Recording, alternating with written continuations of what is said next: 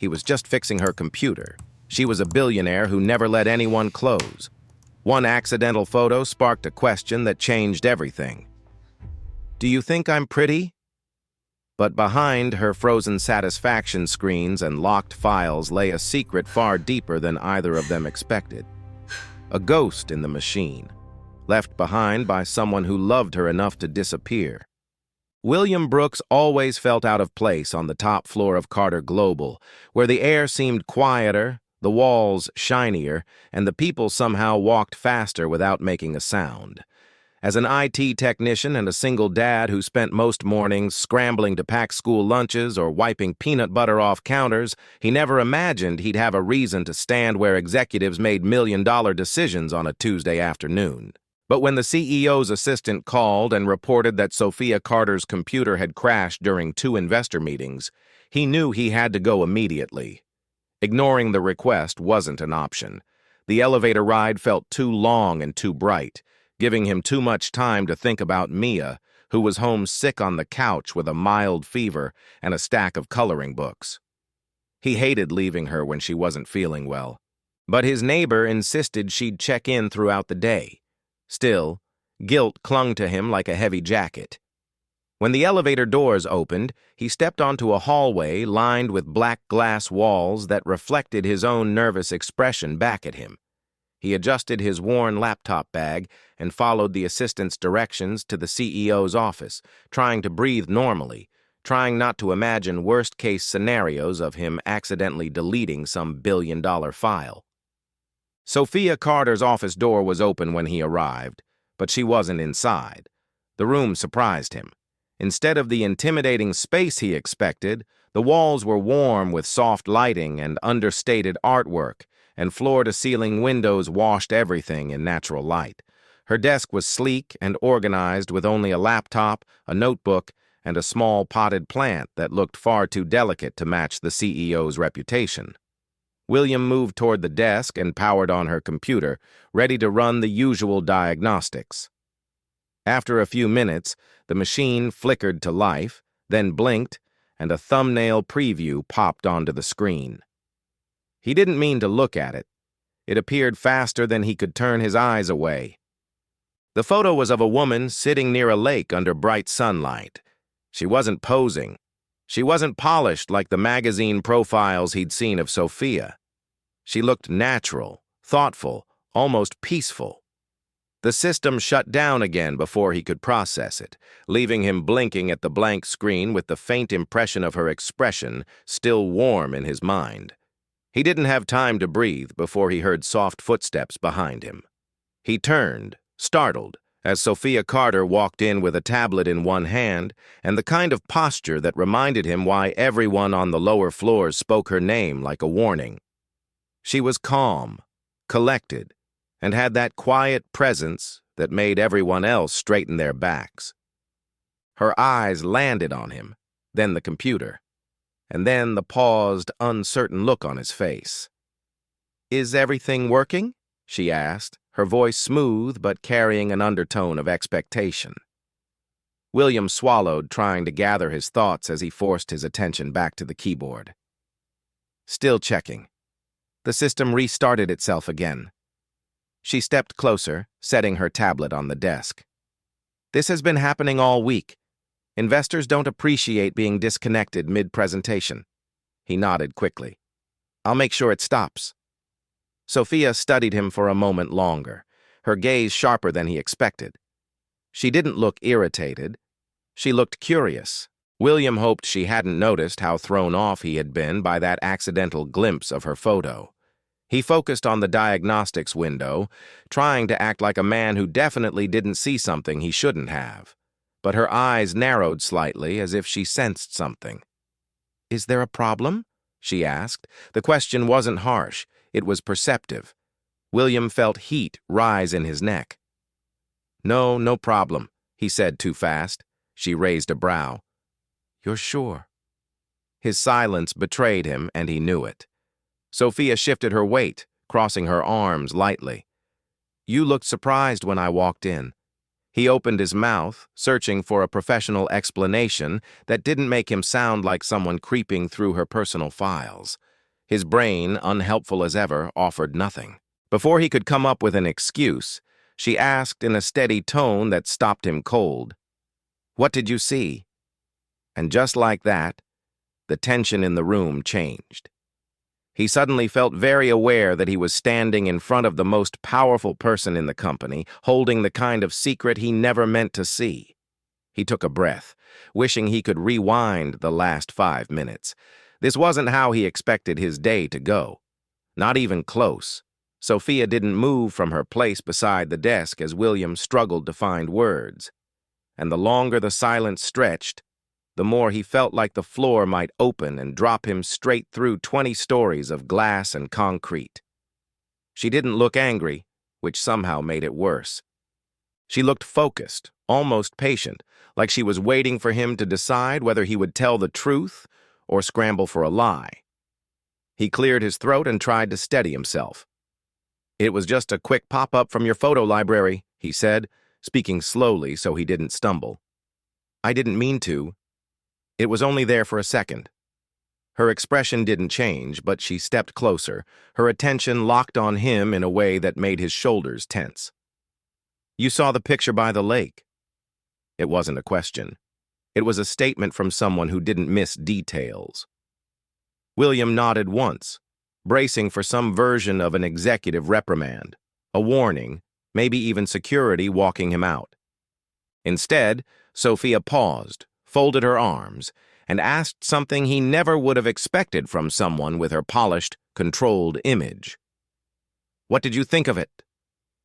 The question caught him off guard so hard that he blinked twice before he could respond. "Think of it?" he echoed, unsure if this was a trap or a genuine inquiry. She tilted her head slightly, measuring his reaction. "Yes, you had a look on your face when I walked in. You saw it and it meant something to you." "What was it?" His instinct was to retreat behind professionalism, but the way she watched him, steady, calm, almost searching, made it clear she wasn't interested in a canned answer. William exhaled. "It wasn't anything bad. I just didn't expect to see you like that." Her brow lifted. "Like what?" He hesitated, knowing this was already beyond any IT appointment he'd ever handled. "You looked peaceful," he said quietly, "and a lot softer than the version people talk about around here." She didn't react right away. Her eyes lowered slightly, and she leaned back against the desk as if the words hit somewhere she didn't often let things land. For a moment, she didn't speak. The silence wasn't uncomfortable, just unusually honest. Then she asked, almost under her breath, "Do you think I'm pretty?" William felt his heart skip. The question was so unexpected that he wondered if he'd misheard her. Sophia Carter, Billionaire CEO, the woman who intimidated entire conference rooms, was asking her IT technician if he thought she was pretty. He didn't know how to answer without stepping into dangerous territory. But she wasn't smirking or teasing. She wasn't fishing for flattery. She looked strangely serious, maybe even vulnerable, and that unsettled him more than any stern tone ever could. He spoke carefully. "I think the photo showed a side of you people don't get to see." Her eyes lifted to his. He continued. "And yes, you looked pretty.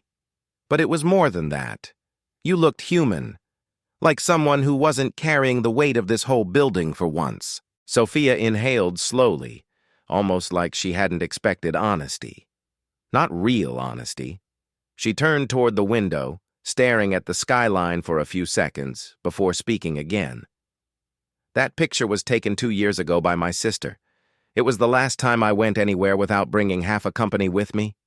She paused, and he could hear her exhale softly. "I told myself I'd make trips like that more often. I never did." William wasn't sure what to say to that. He watched her shoulders rise and fall in a quiet breath. "People see me as a machine, efficient, precise, untouchable." She glanced at him over her shoulder. "I don't think they'd believe that photo was me." William rested his hand on the back of the office chair, grounding himself. Maybe that's the problem. Everyone sees the version of you that fits their expectations.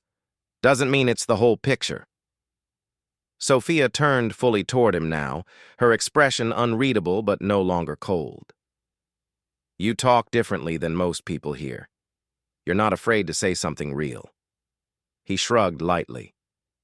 I don't have the energy to be anything else. Single parenting burns that out of you pretty fast. Her eyes softened with something close to curiosity. You have a daughter? He nodded. Mia, 8.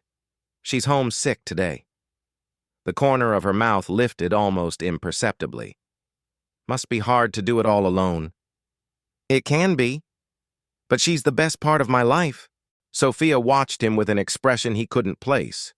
Something warm, thoughtful, maybe even envious.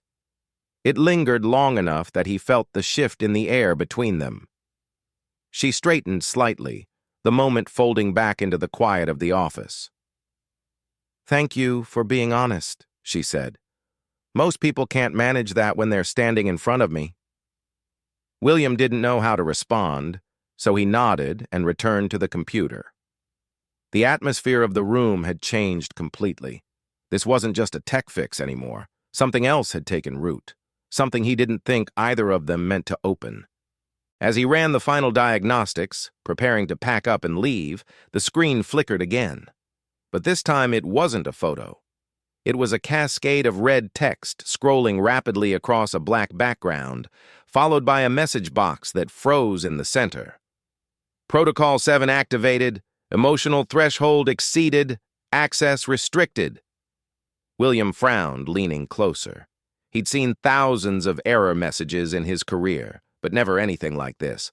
It wasn't malware, it wasn't a crash. The code looked intentional, buried deep, waiting. What is that? Sophia's voice came from behind him, sharper now, the softness from moments ago replaced by something closer to alarm. I don't know, William admitted, his fingers hovering over the keyboard. It's not a virus. It looks like some kind of internal protocol, something embedded in the core system. Sophia stepped closer, her eyes scanning the screen. Her face paled slightly. That's impossible. No one has access to install anything like that. But before either of them could speak again, the screen went dark. The office fell silent except for the distant hum of the city below. William glanced at Sophia, expecting to see the composed CEO he had met an hour ago. Instead, he saw something else entirely. A woman staring at a blank screen as if she had just seen a ghost she thought she'd buried long ago. He didn't ask. He wasn't sure he should. But as he gathered his things and walked toward the door, he couldn't shake the feeling that whatever had just awakened in that system had been waiting for exactly this moment. And it had only just begun.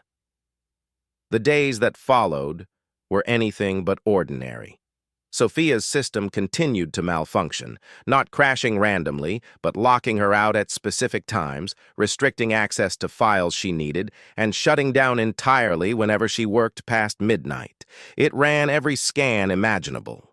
Security checked for breaches. Nothing explained it. So they called William back. He spent hours digging through code, tracing pathways that most technicians never touched, and buried beneath layers of encryption, inside a folder labeled Eleanor, he found something that made him stop breathing. It wasn't malware. It was a monitoring system, sophisticated, hidden, and deeply personal. The code tracked behavioral patterns, hours logged, estimated sleep based on login times, gaps that suggested skipped meals, even screen brightness adjustments that hinted at eye strain. And when those patterns crossed certain thresholds, overwork, exhaustion, isolation, the system activated. It didn't attack, it protected, by forcing Sophia to stop. William sat back in his chair, the weight of what he'd found pressing down on him. He called Sophia over, unsure how to explain what he'd discovered. She stood beside him, arms crossed, her expression shifting from confusion to disbelief as he walked her through the code. Someone built a fail-safe into your system, he said carefully. It's designed to lock you out when you're running yourself into the ground. It's not trying to hurt you. It's trying to save you." Sophia stared at the screen, her jaw tight. "That's impossible. No one would—" She stopped mid-sentence, her eyes catching the folder name. Eleanor. The color drained from her face. "That's my sister's name," she whispered. William watched her carefully, not pushing, just waiting. Sophia lowered herself into the chair beside him, her hands trembling slightly as she pressed them against her knees. "Eleanor was a software engineer," she said, her voice hollow. "She helped me build half the infrastructure of this company before she—" She trailed off, swallowing hard. "Before what?" William asked gently. Sophia's eyes glistened. "Before she disappeared. 2 years ago. No note. No explanation. I woke up one morning and she was just gone." The silence that followed was heavy, filled with years of unanswered questions and unspoken grief. William didn't try to fill it. He let her sit with it, let her feel whatever she needed to feel. Finally, Sophia spoke again, her voice cracking at the edges. "I thought she abandoned me. I spent 2 years hating her for leaving without a word." She looked at the screen, at the code her sister had hidden like a secret letter. But she wasn't gone. She was still watching, still trying to take care of me. William leaned forward slightly. "The system only activates when you're hurting yourself. When you're not sleeping, not eating, not stopping. She built it to catch you when you fall." Sophia let out a breath that sounded like it had been trapped inside her for years. "That sounds exactly like something Eleanor would do." She pressed her fingers to her temples, closing her eyes. "She always said I didn't know how to stop. I thought she was nagging. I didn't realize she was scared." For a long moment, neither of them spoke. The city hummed far below, indifferent to the quiet devastation unfolding in the room. Then Sophia looked at William, her eyes red but steady. "I haven't cried since she left. I told myself I didn't have time. That grief was a luxury I couldn't afford." William held her gaze. "Maybe this is her way of giving you permission." Something in Sophia's expression cracked. Not dramatically, but enough. A single tear slipped down her cheek before she wiped it away, almost angrily, as if she was furious at herself for feeling anything at all. But the dam had been broken, and there was no closing it now. The system locked Sophia out completely for 3 days. No overrides, no workarounds. Eleanor had built it too well, a fortress of love disguised as code. Sophia had no choice but to step away from work, and according to the protocol Eleanor had written, someone trustworthy had to remain nearby during recovery periods. Somehow, that person became William. He wasn't sure how he'd been flagged. Maybe it was the honesty. Maybe it was the fact that he hadn't flinched when she asked if she was pretty. Either way, he found himself spending more time on the executive floor than he ever expected. Not fixing machines, but sitting with a woman who was slowly remembering how to breathe. The first day was the hardest. Sophia didn't know what to do with herself. She paced. She checked her phone obsessively. She snapped at William twice before apologizing quietly both times. "I don't know how to do nothing," she admitted, standing by the window, her arms wrapped around herself like armor. William shrugged from his seat on the couch. "Then don't do nothing. Do something small. When's the last time you ate a real meal?"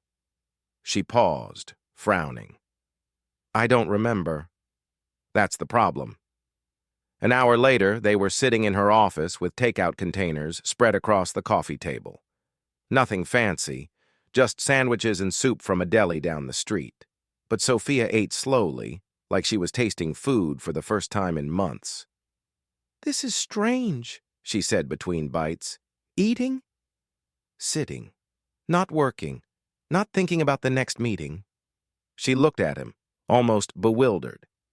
"How do people do this? Just exist?" William smiled faintly. Practice.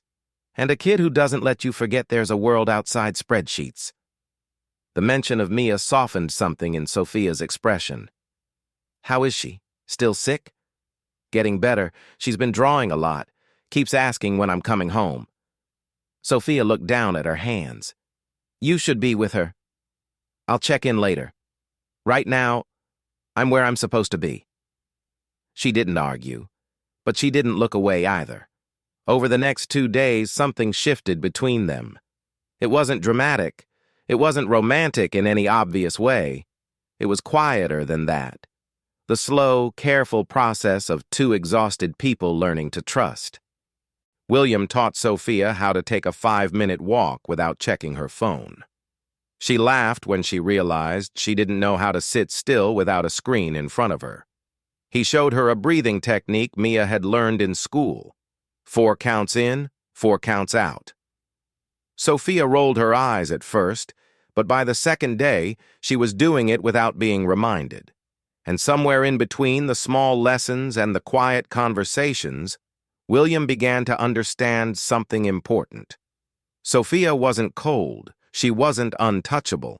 She was a woman who had never been given permission to fall apart, so she had learned to hold herself together until the weight became invisible, even to her. On the 3rd day, Mia got sick again, a stomach bug this time, and William had to work remotely. He set up his laptop in Sophia's office and video called Mia to check on her during her online class. Sophia wandered over, curious, and leaned into the frame just as Mia squinted at the screen. "Who's that?" Mia asked. "That's Ms. Carter," William said. "She's my boss." Mia tilted her head, studying Sophia with the unfiltered honesty only children possess. "She looks tired." William stifled a laugh. Sophia blinked, caught off guard. "I am tired," Sophia admitted after a moment. "But I'm working on it." Mia nodded seriously. "You should take a nap. Naps help."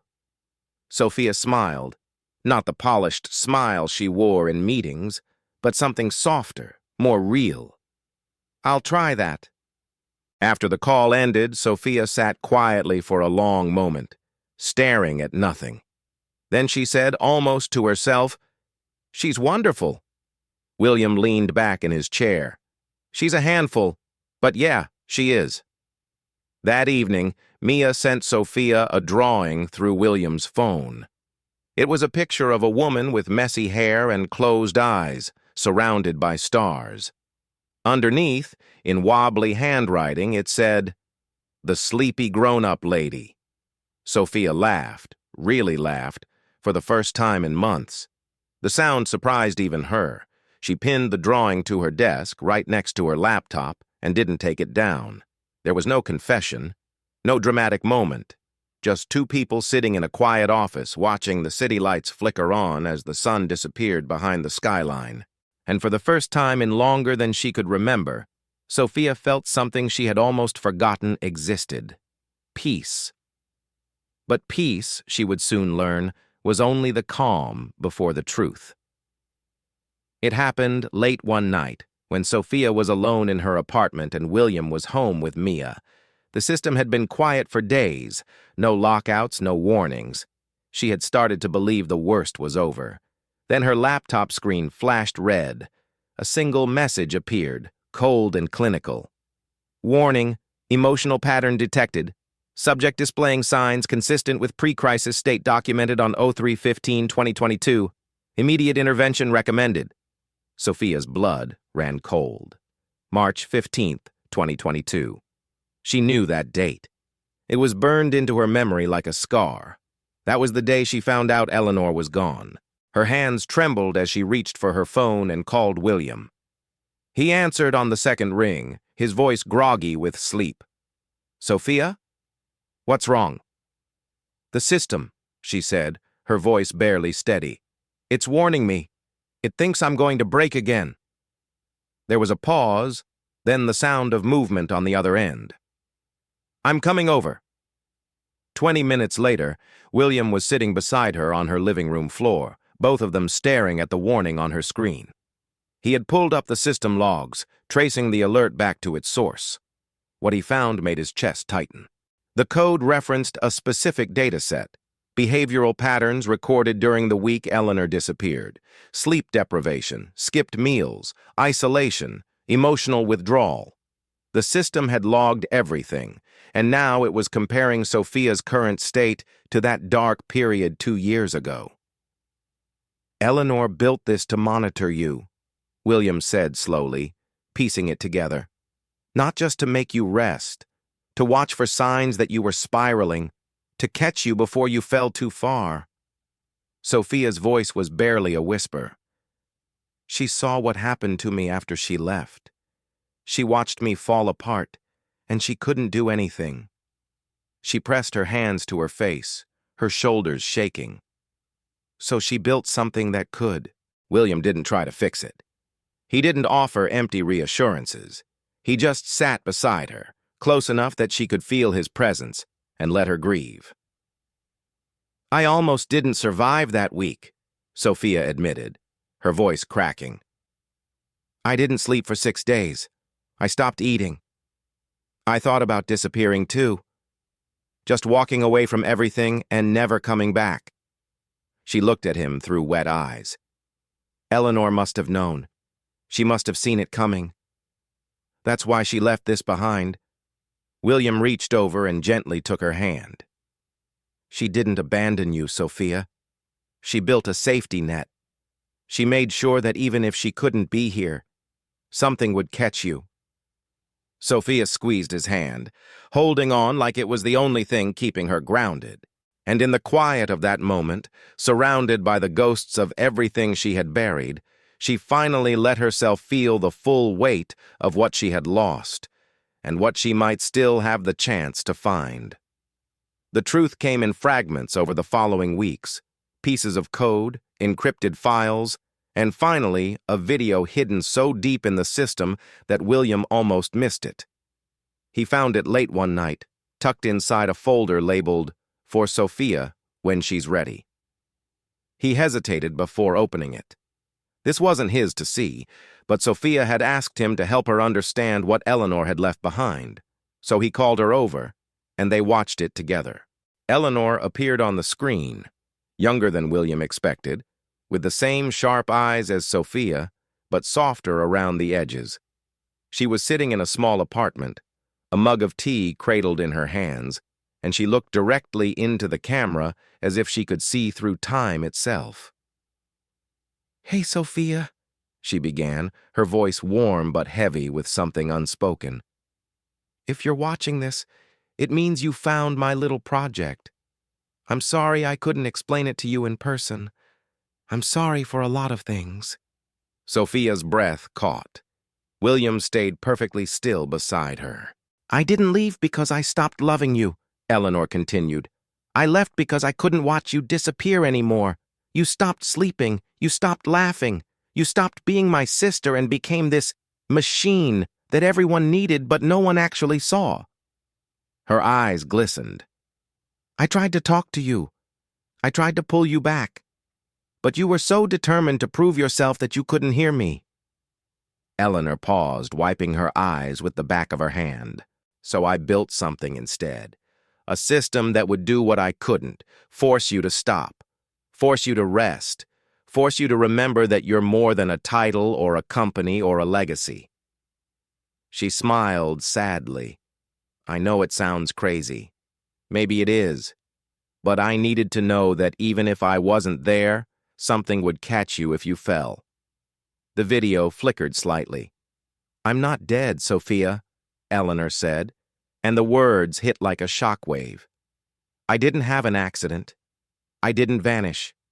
I chose to leave, because I knew that as long as I stayed, you would never let yourself be anything other than perfect.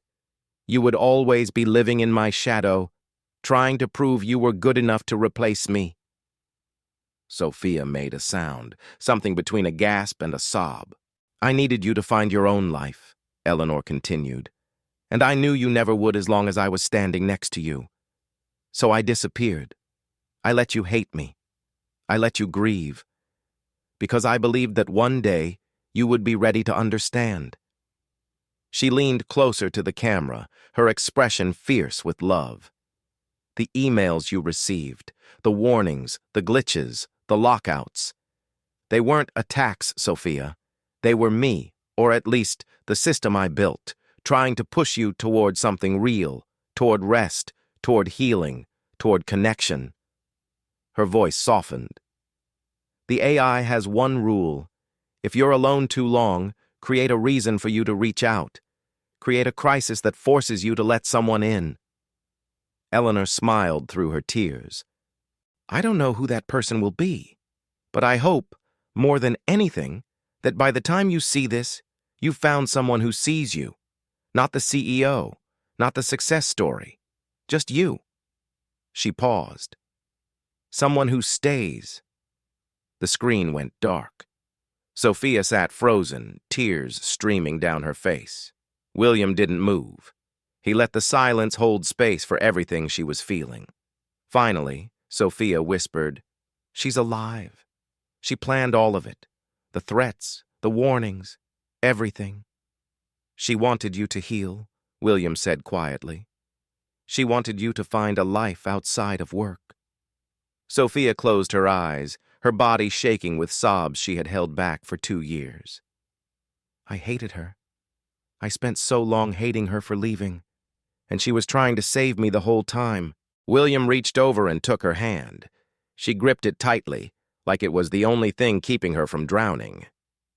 "She didn't want you to die in that office," he said softly. "She wanted you to live." Sophia broke completely then. Not the controlled, quiet tears of someone trying to hold it together, but the raw, ugly sobs of someone finally letting go of everything they had carried for far too long. And William stayed. He didn't try to fix it. He didn't offer solutions. He just sat beside her on the floor of her apartment, holding her hand, letting her fall apart so she could finally begin to put herself back together.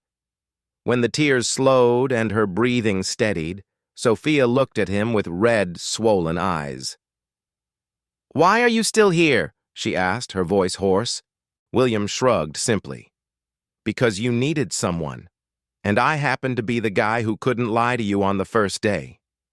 She let out a weak, wet laugh. "Lucky me." "Lucky both of us," he said quietly.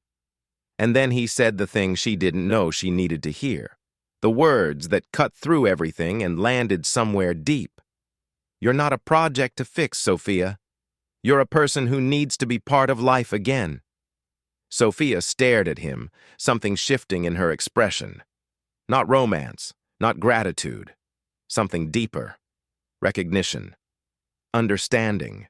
The feeling of being truly seen for the first time in years.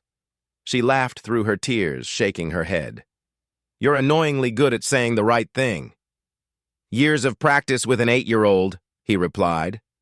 And in that moment, messy, broken, and unexpectedly beautiful, Sophia Carter felt something she had almost forgotten existed. Hope. A week later, the system sent its final message. Sophia was sitting at her desk, not working, just sitting, which was still a novelty, when the notification appeared. "Care cycle complete. New emotional guardian assigned. Transferring oversight." She frowned, clicking through the logs. She expected to see William's name. He had been flagged as her primary support throughout the recovery process. It made sense, but the name on the screen wasn't William. It was Mia Brooks. Sophia stared, certain she had misread it. She called William immediately. "Did you see this?" she asked when he answered. "See what?"